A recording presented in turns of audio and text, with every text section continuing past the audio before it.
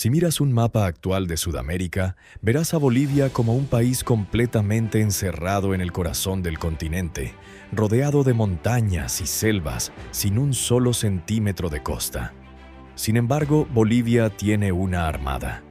Sí, una fuerza naval completa con miles de marineros, almirantes y buques de patrulla, que se ven obligados a navegar en las frías aguas del lago Titicaca, a casi 4.000 metros de altura. ¿Por qué un país sin océano mantiene una marina de guerra? Porque Bolivia no siempre estuvo atrapada en la cordillera. Alguna vez tuvieron mar. Hoy en Te lo cuento en cortito, vamos a descubrir cómo el desierto más árido del planeta, un impuesto de 10 centavos y toneladas de excremento de pájaro, provocaron el conflicto que reescribió el mapa de Sudamérica para siempre: la Guerra del Pacífico. Para entender esta historia, tenemos que viajar a mediados del siglo XIX. Olvida las fronteras que conoces hoy. En aquel entonces, el inmenso y brutal desierto de Atacama no le pertenecía solo a Chile. Estaba dividido. El sur era chileno, el centro le pertenecía a Bolivia, su famosa salida al mar en la región de Antofagasta, y el norte era de Perú. Este desierto es tan seco que hay zonas donde jamás se ha registrado una gota de lluvia. Parecía el lugar más inútil del planeta, una trampa de arena y sal donde nada podía crecer. Pero la ironía de la geografía es que este infierno árido escondía la clave para salvar a la humanidad del hambre. Europa estaba en plena revolución industrial. La población explotaba y las tierras de cultivo estaban agotadas. Necesitaban fertilizantes con urgencia o enfrentarían hambrunas masivas. Y la respuesta estaba en la costa del Pacífico sudamericano, el guano. Durante miles de años, millones de aves marinas habían dejado sus excrementos en estas costas donde nunca llueve, acumulando montañas de un fertilizante natural rico en nitrógeno, que valía, literalmente, su peso en oro. Y debajo de ese guano había algo aún mejor: el salitre, un mineral que servía tanto para cultivar comida como para fabricar la pólvora que los ejércitos europeos devoraban. De la noche a la mañana, este desierto estéril se convirtió en la zona inmobiliaria más valiosa del planeta. El problema era de capital y mano de obra. El territorio de Antofagasta era boliviano, pero el gobierno de Bolivia estaba lejos, al otro lado de los Andes, y no tenía la capacidad técnica para explotar el desierto. ¿Quiénes sí la tenían? Los chilenos, respaldados por inversiones británicas. Miles de trabajadores y empresas chilenas cruzaron la frontera hacia territorio boliviano para minar el salitre. Se formó una situación peligrosísima, una región que le pertenecía legalmente a Bolivia, pero donde la inmensa mayoría de la población y el dinero eran chilenos. Era un barril de pólvora esperando una chispa. Y la chispa llegó en 1878, en forma de una moneda de 10 centavos. Los gobiernos de Chile y Bolivia tenían un tratado fronterizo que estipulaba que Bolivia no le subiría los impuestos a las empresas chilenas por 25 años. Pero Bolivia, atravesando una crisis económica severa, decidió romper el tratado y aplicar un nuevo impuesto de 10 centavos por cada 100 kilos de salitre exportado. Las empresas chilenas se negaron a pagar. En respuesta, el presidente boliviano ordenó confiscar y rematar las propiedades de las compañías chilenas. Al mismo tiempo, Chile descubrió que Bolivia no estaba sola. Años antes, Bolivia y Perú habían firmado un tratado de alianza defensiva secreto. Si Chile atacaba a Bolivia, Perú entraría a la guerra.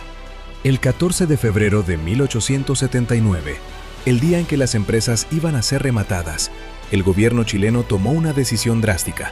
Sus fuerzas armadas desembarcaron en Antofagasta y ocuparon el puerto sin encontrar resistencia. La mayoría de la población, que era chilena, los recibió como héroes. Bolivia declaró la guerra el 1 de marzo, y al mes siguiente, al negarse Perú a declararse neutral por su tratado secreto, Chile también le declaró la guerra a Perú.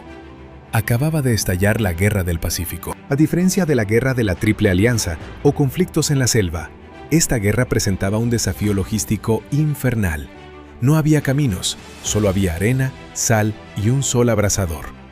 Quien controlara el mar controlaría las rutas de suministro y por lo tanto ganaría la guerra. Los primeros meses fueron exclusivamente combates navales épicos entre las escuadras de Chile y Perú, ya que Bolivia prácticamente no tenía marina. Después de meses de una brillante campaña corsaria liderada por el almirante peruano Miguel Grau en el monitor Huáscar, la superioridad tecnológica de la flota chilena terminó imponiéndose en el combate de Angamos. Con el océano bajo su control total, Chile comenzó la invasión terrestre. Las tropas chilenas, mejor equipadas y entrenadas, comenzaron un avance implacable hacia el norte. Las batallas fueron brutales, no solo por el fuego enemigo, sino por la falta de agua.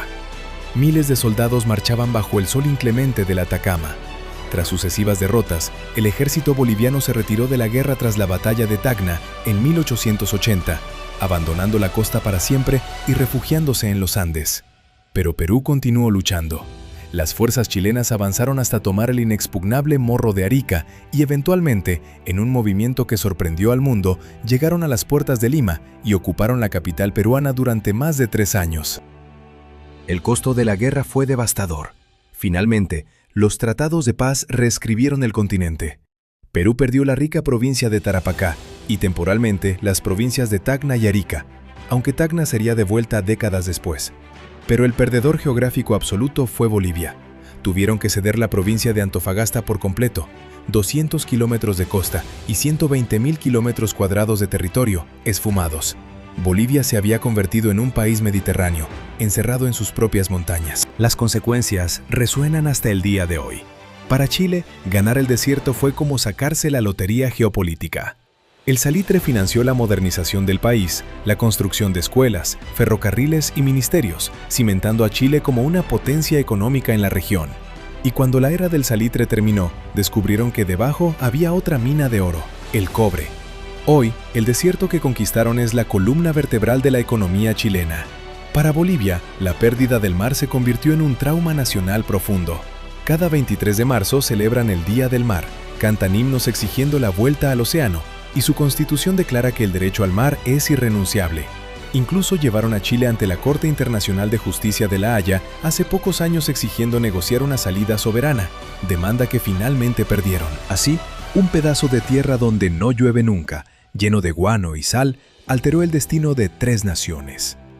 Bolivia mantiene a sus marineros patrullando el lago Titicaca, esperando el día en que, de alguna manera, puedan volver a navegar en el Océano Pacífico.